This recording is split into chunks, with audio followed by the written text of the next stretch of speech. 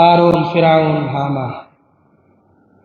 তো এই তিনজনের কাছেই আল্লাহ পাক রব্বুল আলামিন নবী পাঠিয়েছেন। নবীর নাম কি? কি নাম? মুসা আলাইহিস। আল্লাহ পাক রব্বুল আলামিন কোরআনে কারীমে বলেন, ওয়ালাকাদ জাআহুম মুসা বিল বাইয়িনাতি ফাস্তাকবারু ফিল আরদি ওয়া মা কানু সাবিকিন। কারুন, ফিরাউন এবং হামান, এদের ব্যাপারে আল্লাহ পাক রব্বুল আলামিন কোরআনে কারীমে বলেন, এই তিনজনের কাছে মুসা আলাইহিস সালাতু ওয়াস সালামকে সুস্পষ্ট বাণী নিয়ে পাঠানো হয়েছে।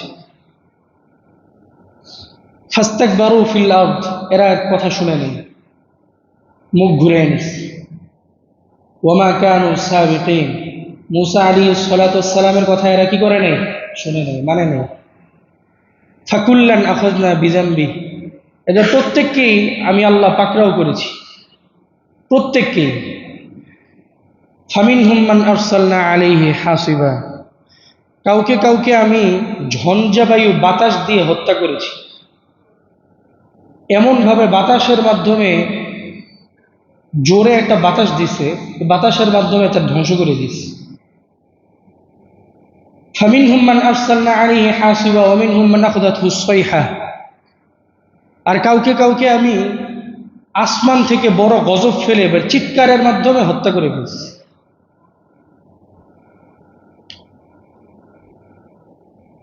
আল্লাহু আকবার। যে কথা বলছিলাম, তো কারুন এবং হামান, ফিরাউন তিনজনের কাছেই মুসা আলাইহিস সালাতু ওয়াস সালামকে পাঠাইছেন। কেউই মুসা আলাইহিস সালাতু ওয়াস সালামের দাওয়াত গ্রহণ করেননি। তো দাওয়াত না গ্রহণ করার কারণে আল্লাহ পাক রব্বুল আলামিন সবাইকে ধ্বংস করে দিয়েছে। আপনারা যদি সপ্তাহে একবার বয়ান শুনেন, যদি না বুঝেন, আমিও যদি না বুঝাইতে পারি, তাহলে সময়টা নষ্ট হইল না? এই জন্যেই আপনাদেরকে একটু বসানো, মেহরবানি করে কিছু মনে করেন না। তো যে কথা বলছিলাম, আজকের বয়ানটা একটু গুরুত্বপূর্ণ। তো সবাইকে আল্লাহ পাক রব্বুল আলামিন ধ্বংস করে দিয়েছে।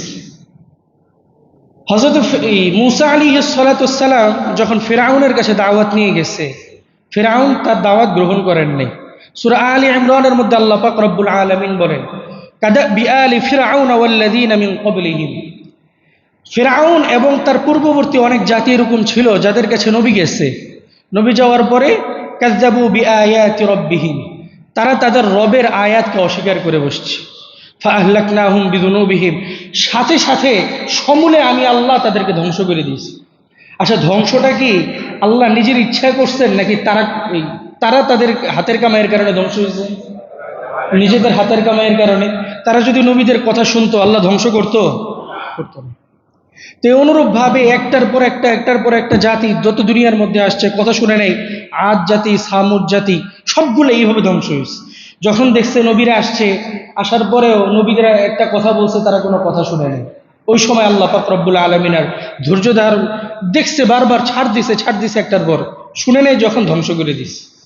এই জন্য আল্লাহ পাক রব্বুল আলামিন 21 নম্বর পারার মধ্যে বলেন, যাহারাল ফাসাদু ফিল বাররি ওয়াল বাহরি বিমা কাসাবাত আইদিন নাস, জমিনের মধ্যে এবং সমুদ্রের মধ্যে যত পরিমাণ বিপর্যয় দেখো তোমরা, যত পরিমাণ বিপর্যয় দেখো, হঠাৎ দেখলা ভূমিধস, হঠাৎ দেখলা সমুদ্রের মধ্যে সুনামি, যত বিপর্যয় দেখো, বিমা কাসাবাত আইদিন নাস, এগুলো মানুষের হাতের কামাই। এগুলো কার হাতের কামাই? কোরআনে কারীম অন্য আয়াতে আল্লাহ বলেন, মা আসাবাকা মিন হাসানাতিন ফামিনাল্লাহ, তোমাদের কাছে যে উত্তম জিনিসটা আল্লাহ পাক রব্বুল আলামিন পৌঁছায়, সেটা আল্লাহর পক্ষ থেকে। খেয়াল করেন, যেই জিনিস কোনো কল্যাণ তোমাদের কাছে পৌঁছায়, সেই কল্যাণটা কার পক্ষ থেকে আসে? সেই কল্যাণটা আল্লাহর পক্ষ থেকে আসে। ওয়া মা আসাবাকা মিন সাইয়্যাতিন ফামিন নাফসিক, আর যে কোনো অকল্যাণ যদি তোমাদেরকে আক্রান্ত করে, মনে করবে এটা তোমাদের হাতের কামাই। অকল্যাণ কাদের হাতের কামাই? আমাদের হাতের কামাই। এই জন্যে বান্দা অনেক গুনাহ করে, কিন্তু আল্লাহ পাক সব গুনাহ ধরেন না। কোরআনের মধ্যে আল্লাহ পাক রব্বুল আলামিন বলেন, ওয়া মা আসাবাকুম মিন মুসিবাতিন ফাবিমা কাসাবাত আইদিকুম, যে বিপদগুলো তোমাদেরকে আক্রান্ত করে, সেই বিপদগুলো হচ্ছে তোমাদের হাতের কামাই। কাদের হাতের কামাই? তোমাদের হাতের কামাই।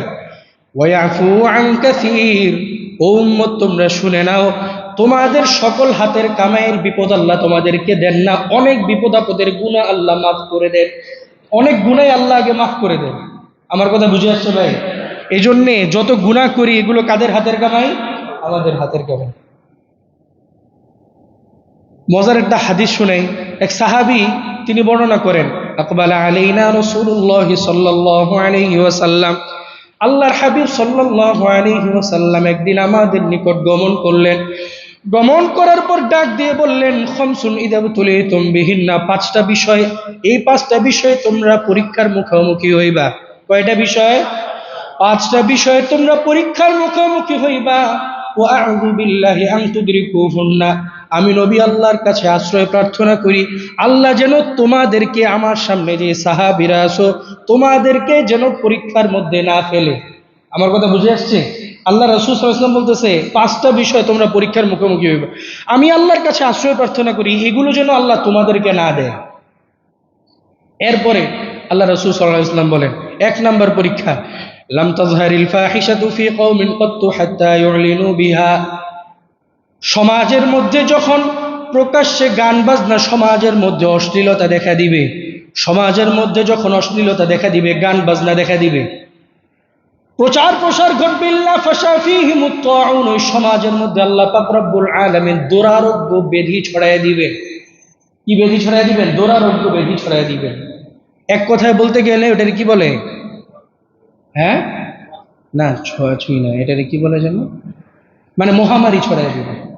ওয়াল আউজাউ আল্লাতী লাম তাকুন মাদাত ফি আসলাফিহিমুল লাযীনা মাদু, এমন এমন রোগ তোমাদেরকে আল্লাহ পাক রব্বুল আলামিন দান করবেন, যেই রোগ পূর্ববর্তী কোন উম্মতকে আল্লাহ পাক রব্বুল আলামিন দেন নাই।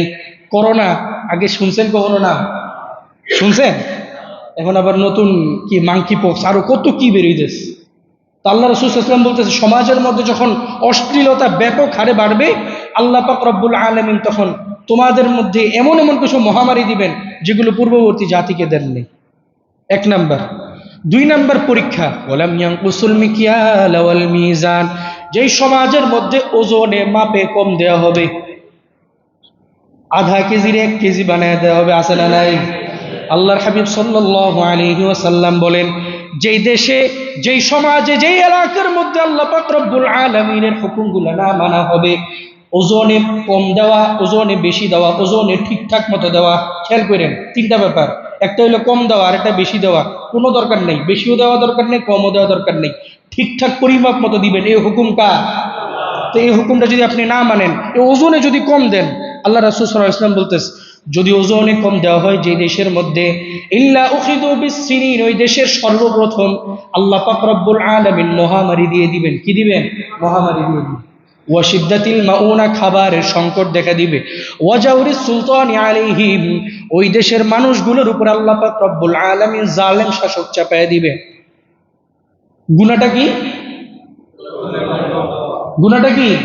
ওজনে কম দেওয়া। তাহলে এক নম্বর গুনাহ কি ছিল? সমাজের মধ্যে প্রকাশ্য অশ্লীলতা ছড়ানো। এর শাস্তিগুলো কি? মহামারী দেখা দিবে। কি দেখা দিবে? মহামারী দেখা দিবে। দুই নম্বর গুনাহ কি? ওজনে কম দেওয়া। শাস্তি কয়টা? তিনটা। শাস্তি কয়টা? এক নম্বর মহামারী, এই যে না, এক নম্বর কি যেন বলে ওটারে?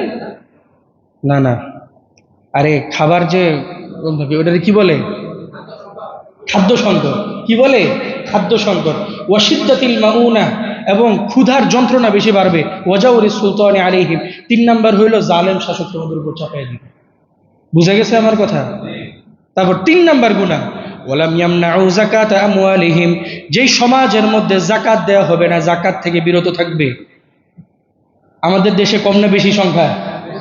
যেই দেশের মধ্যে যাকাত দেওয়া হবে না, যাকাত থেকে মানুষকে বিরত রাখা হবে, ইল্লা মুনিউল কতরা মিনাস সামা, ওই দেশের শাস্তি হইল আল্লাহ পাক রব্বুল আলামিন রহমতের বৃষ্টি বন্ধ করে দিবেন।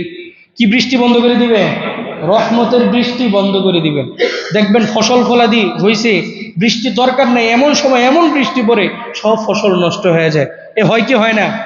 আবার খরা রোদ, মানুষের এখন বৃষ্টির প্রয়োজন, ফসল শুকায় নষ্ট হয়ে যাচ্ছে, এই সময় বৃষ্টির দেখা পাওয়া যায় না। এই জন্য আল্লাহ রাসূল সাল্লাল্লাহু আলাইহি ওয়াসাল্লাম বলতেছে, যেই দেশের মধ্যে, যে সমাজের মধ্যে যাকাত আদায় করা হবে না, খেয়াল করেন, সেই সমাজের মধ্যে আল্লাহ পাক রব্বুল আলামিন সেই দেশের মধ্যে রহমতের বৃষ্টি বন্ধ করে দিবেন। এরপরে আল্লাহ রাসূল সাল্লাল্লাহু আলাইহি ওয়াসাল্লাম বলতেছেন, লাউলাল বাহাইমু লাম তুমতিরু। আচ্ছা, আমরা তো যাকাত দিই না, এরপরও বৃষ্টি হয় কি হয় না? হয় না? আল্লাহর হাবিব সাল্লাল্লাহু আলাইহি ওয়াসাল্লাম বলেন, ও আমার উম্মতরা, তোমরা শুনে নাও, লাল বাহাইমু লাম তুমতিরু, যদি চতুষ্পদ জন্তুগুলা, চতুষ্পদ প্রাণীগুলো, যে প্রাণীগুলোর পানি লাগে, সেই প্রাণীগুলো যদি দুনিয়ার মধ্যে না থাকতো, আমি আল্লাহ এক ফোঁটা বৃষ্টিও দুনিয়ার মধ্যে দিতাম না। যে প্রাণীগুলার বৃষ্টির প্রয়োজন পড়ে, হাঁস মুরগি বৃষ্টির প্রয়োজন পড়ে না, কুকুরের বৃষ্টির প্রয়োজন পড়ে, পানির প্রয়োজন পড়ে, এদের যদি পানির প্রয়োজন না হইতো, তাহলে আমি আল্লাহ ওই আসমান থেকে এক ফোঁটা বৃষ্টি জমিনের মধ্যে ফেলতাম না। দেখছেন, পানি পেইতেছি পশুদের কারণে, যাকাত দেই না, পানি পাচ্ছি পশুদের কারণে, যেসব পশু আমাদের আশেপাশে ঘোরাফেরা করে, চিন্তা করে। 4 নাম্বার, ওয়ালাম ইয়ানকুদু আহদাল্লাহি ওয়া আহদার রাসূল ইল্লা সাল্লাল্লাহু আলাইহিম আদুওয়াম মিন গায়রিহিম ফাআখাযু মা ফি আইদিহিম। খেয়াল করেন, 4 নাম্বার শাস্তি হইল প্রথম গুনাহ। 4 নাম্বার গুনাহটাকে বলি, তারপরে শাস্তি। 4 নাম্বার গুনাহ, ওয়ালাম ইয়ানকুদু আহদাল্লাহি ওয়া আহদার রাসূল, যেই সমাজের মধ্যে মানুষ আল্লাহ এবং তার রাসূলের সাথে কৃত ওয়াদা ভঙ্গ করবে। আল্লাহর সাথে কৃত ওয়াদা কি? ওই যে আল্লাহ পাক রব্বুল আলামিন আলমে আরওয়াহের মধ্যে প্রশ্ন করছিল, আলাস্তু বিরব্বিকুম, এই আমি কি তোমাদের রব না? আমরা সবাই একসাথে উত্তর দিতেছিলাম, অবশ্যই আল্লাহ, আপনি আমাদের রব। আমাদের রব একজন, তিনি কে? এই ওয়াদা আমরা আল্লাহর কাছে করছিলাম। এটা হলো আল্লাহর সাথে ওয়াদা। আর রাসূলের সাথে ওয়াদা, যখন আমি ঈমান আনবো, তখন সর্বসম্মতিক্রমে আমি যখন ঈমান আনবো, আমার নামাজ পড়তে হবে, রোজা রাখতে হবে, হজ করতে হবে, যাকাত আদায় করতে হবে। এগুলো যদি না করি, তাহলে আমি আল্লাহ তার রাসূলের সাথে ওয়াদা ভঙ্গ করলাম। খেয়াল করেন, 4 নাম্বার গুনাহ ওয়াদা ভঙ্গ করা। কার সাথে? আল্লাহ এবং তার রাসূলের সাথে। শাস্তি কি? ওয়ালাম ইয়ানকুদু আহদাল্লাহি ওয়া আহদার রাসূল, যেই সমাজের মধ্যে মানুষ আল্লাহ এবং তার রাসূলের সাথে কৃত ওয়াদা ভঙ্গ করবে, তাদের 1 নাম্বার শাস্তি হলো ইল্লা সাল্লাল্লাহু আলাইহিম আদুওয়াম মিন গায়রিহিম, তাদের আশেপাশের দেশগুলো আল্লাহ পাক রব্বুল আলামিন তাদের উপর চাপায় দিবে, শত্রু বানিয়ে দিবে। আশেপাশের দেশগুলো কি বানিয়ে দিবে? কিন্তু আমাদের আশেপাশে সব তো বন্ধু দেশ, শত্রু দেশ কই? আর যাই হোক, আপনারা বুঝেন। তাহলে যে দেশের মধ্যে আল্লাহ এবং তার রাসূলের সাথে কৃত ওয়াদা ভঙ্গ করবে, সেই দেশের আশেপাশের যে দেশগুলা, এগুলার শত্রু বানিয়ে দিবে। শুধু তাই না, ফাখাযু মা ফি আইদিহিম, ওই আশেপাশের দেশগুলো এই দেশের সব সম্পদ লুটে পুটে খাবে। এটা কার কথা? আমার কথা না রাসূলের কথা? আর কিছু বলতাম না। আল্লাহ দোষ দিলে আল্লাহ রাসূলকে দিয়ে না, আমারে দিয়েন না। আমি কিন্তু বলি নেই কোনো দেশের কথা, বুঝা গেছে? তো 4 নাম্বার যে গুনাহ কি ছিল? আল্লাহ এবং তার রাসূলের সাথে কৃত ওয়াদা কি করবে? ভঙ্গ করবে। ভঙ্গ করলে শাস্তি কি? আশেপাশের দেশগুলোরে কি বানিয়ে দিবে? জোরে বলেন, কি বানিয়ে দিবে? শত্রু বানিয়ে দিবে। শুধু তাই না, ওই দেশের যা আছে সবকিছু লুটে পুটে খাবে। আল্লাহ, তিস্তার পানি বাংলাদেশের ন্যায্য হক না? কথা কয় না, ন্যায্য হক না? জুলুম করতেছে অহেতুক কারণে। বাংলাদেশি বহু মানুষ বর্ডারের মধ্যে হত্যা করতেছে না? কথা বলে না, করতেছে না? জুলুমটা করতেছে না? তো এই জন্য বলার মাকসাদ হইল, যখন কৃত ওয়াদা, খালি মানুষের উপর দোষ দিয়ে লাভ নেই, শাসকদের উপর খালি দোষ দিবেন। এই যে প্রথম, দ্বিতীয়, তৃতীয়, চতুর্থ যে গুণাগুলো বললাম, একটাও কি শাসকের সাথে সম্পৃক্ত? একটাও শাসকের সাথে সম্পৃক্ত? শাসক কি অশ্লীলতা ছড়াইতেছে? আমাদের সমাজের মধ্যে কি এরা এসে গান বাজনা বাজায় না আমরা বাজাই? জোরে বলেন, কারা বাজায়? দ্বিতীয় গুণা কি? ওজনে কম দেওয়া। ওজনে কি তারা কম দেয়? ওজনে তো আমরা কম দিতেছি। ক্ষুদ্র ব্যবসায়ীরা ওজনে কম দেয়। ও ক্ষুদ্র ব্যবসায়ীদের থেকে বড় ব্যবসায়ী, সব ব্যবসায়ী এই ওজনে কারচুপি করতেছে কি করতেছে না? অভাব নেই। যাকাত আমাদের অধিকাংশ মানুষের উপর যাকাত ফরজ। বছরের পর বছর চলে যায়, আমরা যাকাত দিতে চাই না। তারপরে আল্লাহ ও তার রাসূলের সাথে কৃত ওয়াদা তো ভঙ্গ করার মোটামুটি একটা প্রতিযোগিতা চলে। নামাজ কালাম পড়ার তো কোনো খবরই নেই, তাহলে আমাদের উপরে এই সমস্ত গজব আসবে না কাদের উপর আসবে? তাহলে গেল কয় নাম্বার? 4 নাম্বার। 5 নাম্বার, ওয়ামা লাম তাহকুম আইম্মাতুহুম বিকিতাবিল্লাহ ওয়া ইয়াতাখায়্যারুনা মিম্মা আনজালাল্লাহ। খেয়াল করেন, ওয়ামা লাম তাহকুম আইম্মাতুহুম বিকিতাবিল্লাহ, যেই দেশের নেতারা আল্লাহ পাক রব্বুল আলামিনের কিতাব দ্বারা, কোরআন দ্বারা বিচার করবে না। দেখেন 1 নম্বর গুনাহ। 5 নাম্বার যে গুনাহটা, এর মধ্যে প্রথমটা, যেই দেশের নেতারা কোরআন দিয়ে, আল্লাহ পাক রব্বুল আলামিনের কোরআন দিয়ে বিচার কার্য পরিচালনা করবে না।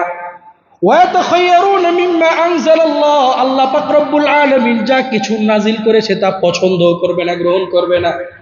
ওই দেশের শাস্তি হইল ইল্লা সাল্লাতাল্লাহু আলাইহিম আদুওয়াম মিন গায়রিহিম, আল্লাহ পাক রব্বুল আলামিন এক দলকে আরেক দলের সাথে লাগায় রাখবে সব সময় যুদ্ধে। কি ঠিক ঠিক ঠিক না ভাই? ঠিক। ইল্লা সাল্লাতাল্লাহু আলাইহিম আদুওয়াম, এই দল আরেক দলকে দেখতে পারে না, ওই দল আরেক দলকে দেখতে পারে না। আছে না নাই? অভাব নেই এরকম। মানে যত দল হইতেছে একজন আরেকজনে দেখতে পারবেই না। কেন? ওই যে মূল মন্ত্র কি, কোরআন যতদিন পর্যন্ত বিচার কার্যে না আনবে, কোরআনের আইন দ্বারা যতদিন পর্যন্ত বিচার কার্য পরিচালনা না করবে, কোন দেশে ততদিন পর্যন্ত শান্তি আসতে পারে না। কোনো সন্দেহ নাই। এটা কার কথা? রাসূলের কথা। রাসূলের কথা, রাসূল বলে গেছে ওমা লাম তাহকুম আইম্মাতুহুম বিকিতাবিল্লাহ, যেই দেশে আল্লাহর কোরআন দিয়ে বিচার করা হয় না, যেই দেশে আল্লাহ পাক রব্বুল আলামিনের কোরআনকে পছন্দ করা হয় না, যেই দেশে আল্লাহ পাক রব্বুল আলামিনের কোরআনের হুকুমকেও পছন্দ করা হয় না, ইল্লা সাল্লাতাল্লাহু আলাইহিম ইল্লা জাআলাল্লাহু বাসাহুম বাইনাহুম, ওই দেশে একে অপরের মধ্যে আল্লাহ পাক রব্বুল আলামিন শত্রুতা করায় দিবে। খালি শত্রু দেখবেন, জায়গায় জায়গায় খালি মারামারি, দুই দল খালি মারামারি লেগে আছে, এক দল আরেক দলকে দেখতে পারে না। আরো বিভিন্ন গুনাহের কথা আল্লাহ রাসূল সাল্লাল্লাহু আলাইহি ওয়াসাল্লাম বলেছেন। অন্য এক হাদিস আল্লাহ রাসূল সাল্লাল্লাহু আলাইহি ওয়াসাল্লাম বলেন, লা'নাল্লাহু মান লা'না ওয়ালিদা, 4 ব্যক্তির উপর আল্লাহ পাক রব্বুল আলামিন সর্বদা অভিশাপ দেয়। কয় ব্যক্তির উপর? 1 নম্বর, লা'নাল্লাহু মান লা'না ওয়ালিদা, ওই ব্যক্তির উপর আল্লাহ অভিশাপ দেয় যে ব্যক্তি নিজ মা বাবার উপর অভিশাপ দেয়। মা বাবার অভিশাপ দেয়। বাপে একটা ফোন কিনে দিতে পারে না, মা মাসে মাসে এই যে টাকা দিতে পারে না, হাত খরচ দিতে পারে না, মারও তোর মতো মা না হইলেই ভালো ছিল, বাপ আপনি কি করছেন আমার লিগে, হ্যাঁ? অভিশাপ দিয়ে দেয় বাপরে, আপনার মতো বাপ না থাকলে আরো ভালো ছিল। এদেরকে আল্লাহ পাক রব্বুল আলামিন সর্বদা অভিশাপ দেয়। 1 নাম্বার, যারা মা বাবার উপর অভিশাপ দেয় আল্লাহ তাদেরকে অভিশাপ দেয়। 2 নাম্বার, ওয়ালা'নাল্লাহু মান যাবাহা লিগায়রিল্লাহ, 2 নাম্বার, যে ব্যক্তি আল্লাহ ছাড়া অন্য কারোর নামে পশু জবাই করে ওই ব্যক্তিকে আল্লাহ পাক রব্বুল আলামিন অভিশাপ দেয়। খেয়াল করেন, আল্লাহ ছাড়া অন্য কারোর নামে পশু জবাই করলে অভিশাপ দেয় কে? 3 নাম্বার, ওয়ালা'নাল্লাহু মান আওয়া মুহদিসা, যেই ব্যক্তি কোনো বেদাতকারীকে আশ্রয় দেয়, কোনো বেদাতকারীকে আশ্রয় দেয়, ওই ব্যক্তিকে অভিশাপ দেয় কে? রাস্তা দিয়ে হেঁটে যাচ্ছে, চুল অনেকদিন ধরে মুঠু হয়ে আছে, গোসল করে না 40-50 বছর ধরে, আপনি মনে করলেন সে তো বড় পীর সাহেব, গোসল করে না যেহেতু অনেকদিন, মনে হয় আল্লাহর স্বপ্ন দেখছে, দুনিয়ার সবকিছু ভুলে গেছে। এই চিন্তা করে আপনি বাড়ির 4 নাম্বার তলাটা তারে দিয়ে দিলেন, বাবা আপনি এই জায়গার মধ্যে আপনার কার্যক্রম পরিচালনা করেন। নাউজুবিল্লাহ কয় না? ওই যে একটা বইয়ের উদ্ধৃতি আপনাদেরকে দিয়েছিলাম, লন্ডনী দুলহান, অনেক বড় একজন আলেম, এই সম্ভবত নামটা আমার মনে আসতেছে, লন্ডনী দুলহান। তো উনি একটা ঘটনা লিখছিল আর কি, ওখানে এক আল্লাহর বান্দা দীর্ঘদিন ধরে জেলে বন্দী ছিল, ডাকাতি করতে যায় ধরা গেছে। এখন জেলে ঠিকঠাক মতো গোসল করে নেই, মানসিক একটা টর্চারের মধ্যে ছিল। তো চুল বড় টড় হয়ে দাড়ি টাড়ি সব লেগে গেছে একটা লেগে বাইরেছি। এখন এক মহিলা দেখে, আরে তো বড় পিসাব। পরে যায় কি করছে, 2টা বাটার বোন দিয়ে আসছে আর একটা গ্লাসের মধ্যে পানিতে ফু নিয়ে এসছে। এখন তো সবাই দেখছে, আরে বাপরে, এত তো সবাই পানি ভরে নিতেছে। এখন একটা গাছের তলে যায় বইছে, আশেপাশে সবাই ভিড় করছে, এখন সবাই খালি পানি পরা যায়। এখন যে পানি পরা যায়, মোষ একটা ছুটে ওদিকে ভিজায় দিয়ে দেয়, বাস তুমি খাও। এই ঘটনা মানে ওই বই থেকে আমি পড়ছিলাম এটা। এখন অহরহ এটা হইতেছে না? আমি দেখছি যে আমাদের মোহাম্মদপুরে একজন এখন মারা গেছে, ওনার নামটা কি যেন মনে নেই, অনেক বড় পীর ছিল এরকম। রাস্তা দিয়ে যখন হাইটা যেত, আরে পিছনে দেখা যেত যে কোনো একটা জায়গায় মানে আস্তানা গাড়লে গাড়ি দিয়ে এসা দুধ নিয়ে আসতো, তো বাবা একটু চুমুক দিয়ে দেব এটার ভিতরে, এমন অবস্থা। মানে বাংলাদেশ, ইন্ডিয়া, পাকিস্তান এই জায়গার মধ্যে সবচাইতে সুন্দর এবং লাভবান ব্যবসা হইল কি ব্যবসা? ধর্ম ব্যবসা। কি ব্যবসা? কথা কয় না, কি ব্যবসা? ধর্ম ব্যবসা। ধর্ম ব্যবসা যদি কেউ বাংলাদেশে, পাকিস্তান, ইন্ডিয়া করতে চায় সুন্দরভাবে করতে পারবে, কোনো সমস্যা নেই। আপনার বেশি কিছু করার দরকার নেই। আপনি একটা ঠুলা বানাইয়া ওটার উপরে একটু লাল কাপড় দিয়া দুইটা লাল সুতা বেঁধে দেন স্বর্ণ কালারের, কিছুক্ষণ পরে দেখবেন এই যে 1 টাকা 2 টাকা করে দিতে দিতে দেখবেন বিরাট স্তূপ হয়ে গেছে। মাজারের পাশে আল্লাহর বান্দা কাঁদতেছে, স্যার খাই না 2 দিন ধরে, হেরে টাকা দেয় না, মরা বেটা মরে রয়েছে, হেরে যায় 100 টাকা দেয়। ঠিক না বেঠি? এটা আবার কোন জামানের বুদ্ধি এটা? বুঝেন এগুলা? আল্লাহ বুঝার তৌফিক দান করেন, সকলে বলে আমিন। তাহলে যে ব্যক্তি বেদাতিকে আশ্রয় দেয় তারে আল্লাহ পাক রব্বুল আলামিন সর্বদা অভিশাপ দিতে থাকে। 4 নাম্বার, ওয়ালানাল্লাহু মান গায়্যারা মানারাল আরদ। অন্যের জমিনের মধ্যে যে ব্যক্তি নিজের জমিন দখল করে, অন্য জমিন যে ব্যক্তি নিজের জমিন বলে দখল করে, খেয়াল করেন, অন্য জমিনের মধ্যে যে ব্যক্তি নিজের সাইনবোর্ড লাগায় দখল করে নেয়, আছে না নাই? এমন হাজী সাহেবের অভাব আছে? অভাব নাই। আইল কাটে, আছে না এরকম? বছরে বছরে আইল কাটে। বড় হাজী সাহেব জোর নামাজ পইরা কোদাল লইয়া আইছেন আইল কাটার লেগে, মাশাআল্লাহ কি আমল কইরা আইছে, আইল কাটে। আবার অন্যের জমি দখল করে ফেলায়। বিরাট হাজী সাহেব, মসজিদে সবার সামনের কাতারে বসবে, জোর আল্লাহু আকবার, সবাই তাকে এত বড় হাজী সাহেব, অথচ আর একটু আগে সাইনবোর্ড লাগাইছে অন্যের জমিতে। ওয়ালানাল্লাহু মান গায়্যারা মানারাল আরদ। এইসব হাজী সাহেবদেরকে লানত দেয় কে? জোরে বলে লানত দেয় কে? আল্লাহ। সাবধানে থেকে। তাহলে 4 দিক থেকে আল্লাহ অভিশাপ দেয়। 1 নাম্বার, যে মা বাবার উপর অভিশাপ দেয়। 2 নাম্বার, যে আল্লাহর নাম ছাড়া অন্য কারো নামে পশু জবাই করে। 3 নাম্বার, যে কোনো বেদাতিকে আশ্রয় দান করে। 4 নাম্বার, যে অন্যের জমিন আত্মসাৎ করে। এদেরকে লানত দেয় কে? আল্লাহ। এই যে আল্লাহ পাক রব্বুল আলামিন এইসব গুনাহ থেকে আমাদেরকে হেফাজত করুক। অন্য হাদিস আল্লাহ রাসূল সাল্লাল্লাহু আলাইহি ওয়াসাল্লাম এক গুনাহের ব্যাপারে বলেন, লা ইয়াশরাবান্না নাসুম মিন উম্মতি আল খামার। আমার উম্মতের একটা দল বের হবে যারা মদ পান করবে অন্য নাম দিয়ে। ইউসাম্মুনাহা বিগাইরি ইসমিহা, মদ বলে এটা মদ পান করবে না, অন্য নাম দিয়ে মদ পান করবে। ওয়া ইউযাফু আলা রুউসিহিম বিল গাইনাতি ওয়াল মুগান্নিয়ান, এশারের নামাজ পড়ে নিজের সন্তানের গায়ে হলুদের অনুষ্ঠানের মধ্যে যাবে। সারা রাত নায়িকা গায়িকা দিয়ে অনুষ্ঠান বাজাবে, গান বাজাবে, রাতের বেলা মদ পান করবে। আছে না নাই এমন হাজী সাহেব? অভাব নেই। এই জন্য আল্লাহ রাসূল সাল্লাল্লাহু আলাইহি ওয়াসাল্লাম এদেরকে বলতেছে যে এই 2 দল, এক দল মদ পান করবে, আবার এরকম একজনই এরকম মদ পান করে, আবার সারা রাত এরকম, অথচ নিজেকে মুসলমান বলে দাবি করে, সারা রাত এরকম গায়িকা নায়িকা নিয়ে নাচায়, জোরে জোরে ঢোল তবলা বাজায়, জোরে জোরে এরকম সাউন্ড বক্স বাজায়, পুরো এলাকার মানুষদেরকে মাশাআল্লাহ একদম আওয়াজ শোনায় দেয় যে মাশাআল্লাহ বৃহস্পতিবার রাতে একটা আমল হইতেছে, এমন অবস্থা। এই সবগুলো সমষ্টিতে লম্বা একটা হাদিস আছে, হযরত মুআয ইবনে জাবাল রাদিয়াল্লাহু আনহু তার হাদিস। এই হাদিসটা আপনারা আগেও শুনছেন। মুআয ইবনে জাবাল রাদিয়াল্লাহু তাআলা আনহু তিনি বলেন, আওসানি রাসূলুল্লাহ সাল্লাল্লাহু আলাইহি ওয়াসাল্লাম বিআশারি কালিমাত। আল্লাহর হাবিব সাল্লাল্লাহু আলাইহি ওয়াসাল্লাম আমাকে 10টা বিষয় ওসিয়ত করেছেন। কয়টা বিষয়? 10টা বিষয় আল্লাহর হাবিব সাল্লাল্লাহু আলাইহি ওয়াসাল্লাম আমাকে ওসিয়ত করেছেন। 1 নাম্বার, মুআয লা তুশরিক বিল্লাহি শাইআ, কখনো আল্লাহ শিরিক করবা না। ইন কুতিলতা হুররিকতা, যদি তোমাকে হত্যাও করা হয়, যদি তোমাকে হত্যাও করা হয়, যদি তোমাকে পুড়েও দেওয়া হয়, তারপরেও তুমি আল্লাহ শিরিক করবা না। কার শিরিক করব না? আল্লাহ শিরিক কখনোই করব না। আরে ইতিহাস পড়লে দেখা যায় সাহাবায়ে কেরাম এই শিরিকের জন্য কি পরিমাণ, শিরিক থেকে বাঁচার জন্য কি পরিমাণ কষ্ট করছে। আবু হুযাফা রাদিয়াল্লাহু আনহু ইতিহাস পড়ে দেখেন, খ্রিস্টান বাদশা হযরত আবু হুযাফা রাদিয়াল্লাহু আনহুকে ধরে নিয়ে গেছে। ধরে নিয়ে যাওয়ার পর আবু হুযাফার সাথে আরো 4 জন সঙ্গে ছিল, 4 জনকে সহ 5 জনকে ধরে নিয়ে গেছে। জেলখানায় বন্দী করার পর আবু হুযাফাকে ডাক দিয়ে বলে, ও আবু হুযাফা, আমি শুনছিলাম মুসলমানদের ঈমান নাকি বড় দৃঢ়, আমি তোমার ঈমানটা দেখতে চাই, তোমার ঈমান কত শক্তিশালী। অনেকদিন জেলে বন্দী রাখার পর আবু হুযাফার ডাক দিয়ে বলে, আবু হুযাফা, তোমার কি তোমার মার সাথে দেখা করার ইচ্ছা করে না? তোমার কি তোমার বিবির সাথে, তোমার বাচ্চার সাথে দেখা করার ইচ্ছা করে না? আবু হুযাফা ডাক দিয়ে বলে, ও বাদশাহ, কার না দেখায় করার ইচ্ছা করে নিজের সন্তানের সাথে, নিজের পরিবারের সাথে কার না দেখা করার ইচ্ছা করে?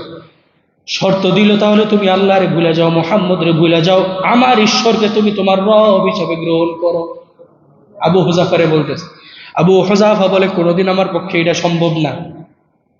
কারারক্ষীরে ডাক দিয়ে বলল, আবু হুযাফার খানা বন্ধ করে দাও। আবু হুযাফার আজ থেকে কোনো খাবার দিবে না, কারাগারে সে মুমূর্ষ অবস্থায়, ক্ষুধার্ত অবস্থায়, তৃষ্ণার্ত অবস্থায় মরবে, আমি দেখতে চাই। আবু হুযাফা কিচ্ছু মনে করে না, খানা বন্ধ করে দিস। অনেকদিন খানা বন্ধ থাকার পর শরীরটা যখন বড় ছোট হয়ে যায়, বুকের হাড্ডিগুলো যখন বের হয়ে যাবে অবস্থা, এমন সময় কারারক্ষী এসে বলল, ওগো বাদশাহ, এখন যদি আবু হুযাফারে খাবার না দেয় সে তো মারা যাবে, তারে ধৈরাই না কি লাভ হইল? মুসলমানদের ঈমান তো বড় শক্ত, আপনি তো পরীক্ষা করলেন, তারা তো পাশ করে গেল, কোনো লাভ হইল না। এইবার আবু হুযাফারে ডাক দিয়ে বলে, তুমি খাও না কেন?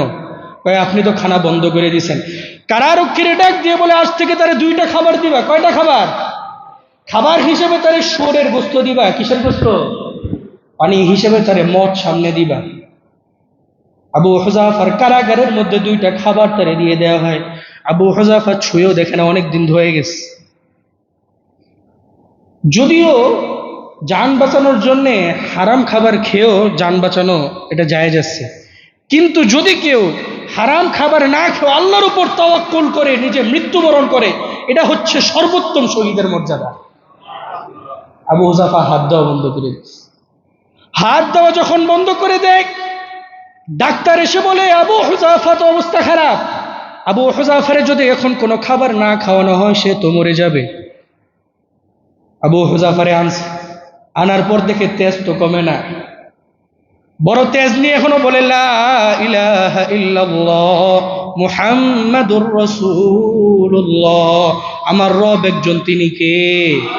আমি যারে নবী হিসেবে মানি তার নাম কি? মুহাম্মাদুর রাসূলুল্লাহ সাল্লাল্লাহু আলাইহি ওয়াসাল্লাম। মানতে চায় না। এইবার আবু হুযাফারে শিক্ষা দেওয়ার জন্যে বাদশাহ তার সামনে বড় একটা পাতিল দাঁড় করাইলেন। ওই পাতিলের মধ্যে গরম পানি বসাইলেন, নিচে লোক কাঠের লাকড়ি দিয়েছে। দাউ দাউ করে যখন আগুন জ্বলা শুরু হয়ে যায়, আবু হুযাফার সামনে দেখে বড় একটা পাতিল, ভিতরে পানি টকবক করতেছে। এমন সময় আবু হুযাফার 2জন সঙ্গীকে ডাক দিয়ে বাদশাহ তাদেরকে হুকুম দিল, এই 2জনকে পানির মধ্যে ফালা। গরম উত্তপ্ত পানির মধ্যে ফেলানোর পর সাথে সাথে সিদ্ধ হয়ে শরীরের প্রত্যেকটা হাড্ডি থেকে গোস্তগুলো ছুটে ছুটে সরে যায়, সাদা হাড্ডিগুলো পানির উপরে ভেসে ওঠে। আবু হুযাফারে ডাক দিয়ে বলে, দেখো আবু হুযাফা, তোমার অবস্থা কি হবে? এখনো সময় আছে, তোমার আল্লাহরে আল্লাহ হিসাবে গ্রহণ না করে আমার ঈশ্বরকে রব হিসাবে গ্রহণ করো, এখনো সময় আছে, সুযোগ আছে। আবু হুযাফা অনর শক্তিশালী কণ্ঠে আবার কালিমা পড়ে, লা ইলাহা ইল্লাল্লাহ, আমার রব একজন, তিনি কে? আল্লাহ, আল্লাহ ছাড়া আমি কাউরে রব হিসেবে গ্রহণ করি না।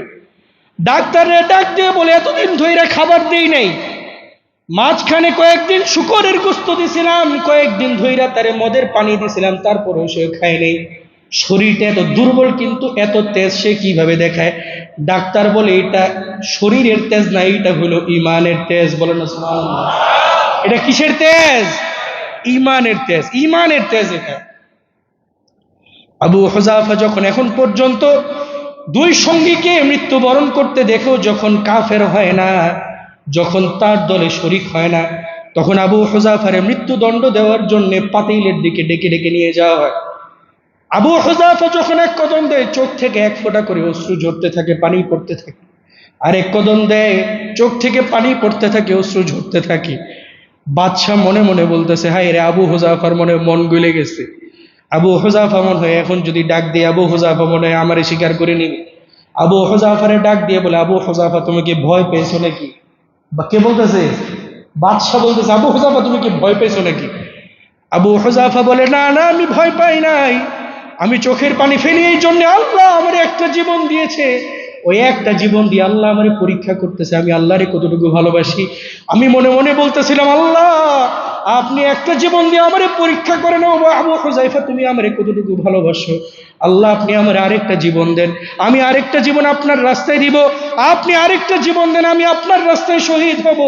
আপনি আরেকটা জীবন দেন, আমি আপনার রাস্তায় নিজের কলিজা ছিঁড়ে রক্ত বের করে দিব।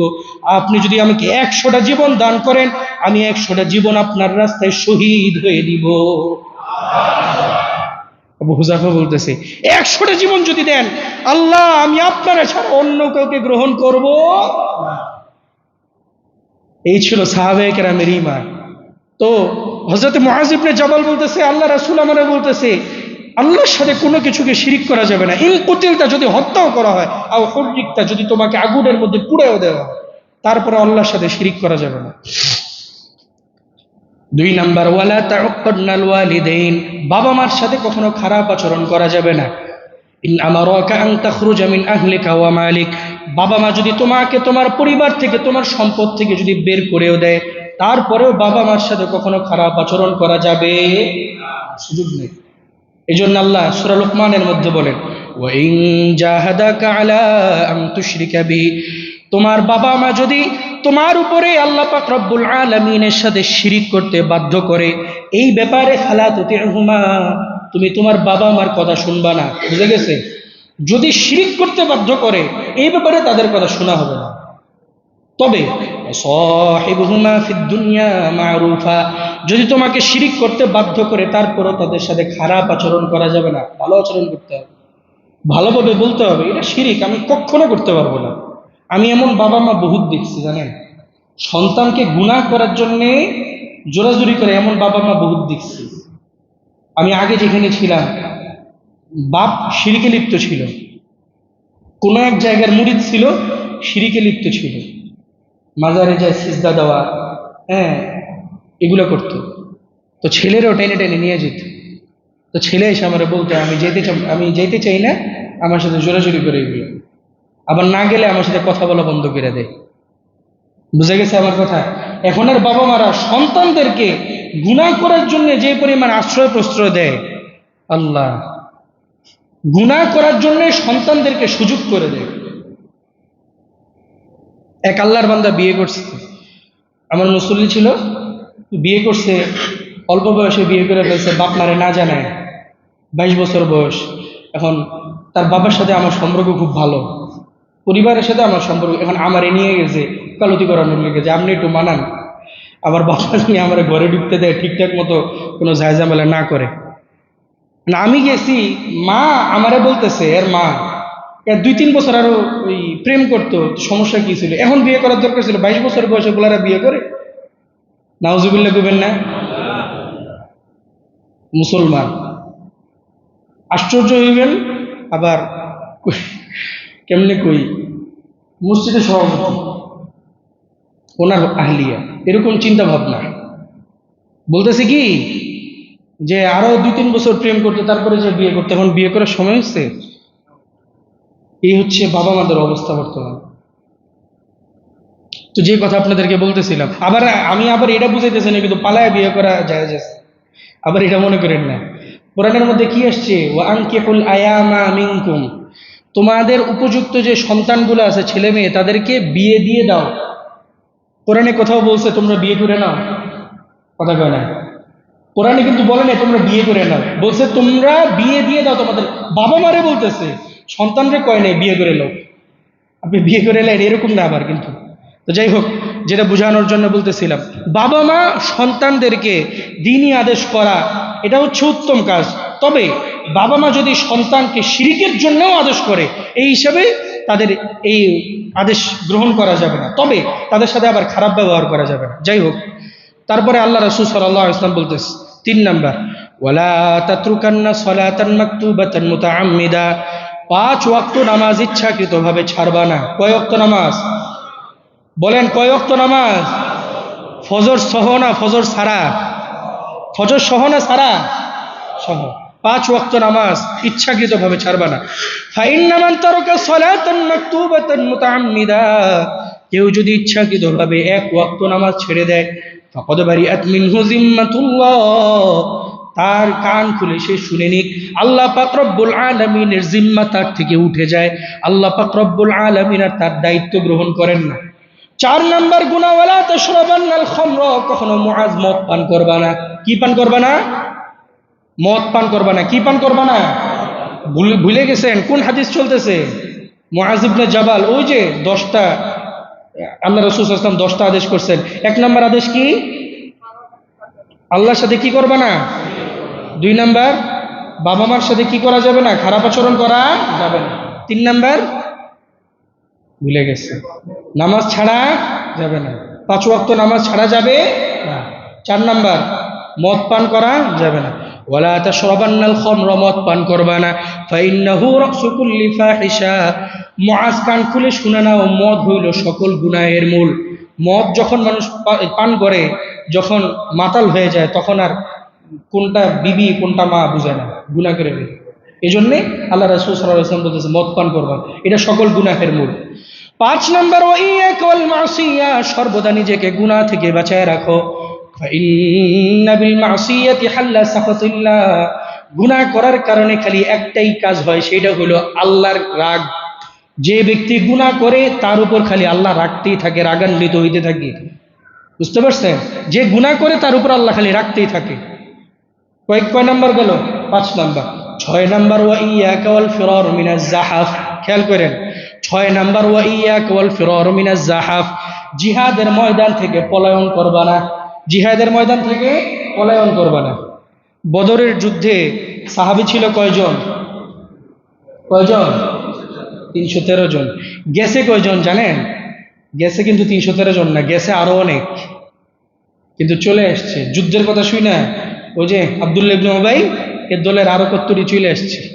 বদরের যুদ্ধে সাহাবী ছিল অনেক, চলে আসছে সব। মূল যারা ছিল মুনাফিক যেগুলো চলে আসছে, মূল সাহাবী যারা ছিল 313 জন, তারা জিহাদ করছে। বুঝে গেছে আমার কথা? জিহাদের ময়দান থেকে পলায়ন করবে না। দেখবেন মিছিল করলে জোরে জোরে স্লোগান দেয়, হ্যাঁ নেতা তুমি এগিয়ে চলো, আমরা আছি তোমার সাথে। গুলির একটা আওয়াজ শুনলে কি এর নেতা খেতা পালাই নাকি? এটা আবার জিহাদ না কিন্তু। এখান থেকে পলান না পলান ওটা আপনার ব্যাপার। জিহাদের ময়দান যেটা, ধরেন আপনি যেখানে বাতিল হক জিহাদ চলতেছে, বাতিল হক যেখানে জিহাদ চলতেছে, ইসলাম এবং কুফফার যেখানে জিহাদ চলতেছে, ওই জিহাদ থেকে পলায়ন করা যাবে না। আল্লাহ পাক আমাদের সকলকে একবার হইল জিহাদের ময়দানে উপস্থিত হওয়ার তৌফিক দান করুন। বাপরে, আমিন শুনে বুঝে গেছে মাশাআল্লাহ, জিহাদের খুব স্প্রিয়। হ্যাঁ, আল্লাহ আমাদের সকলকে শহীদ হওয়ার তৌফিক দান করুন। শহীদের মর্যাদা কি জানেন? শহীদ হইলেই সাথে সাথে মাঝখানে কোনো আল্লাহু আকবার। তো যাই হোক, যে কথা বলতেছিলাম, জিহাদের ময়দান থেকে পলায়ন করবেন।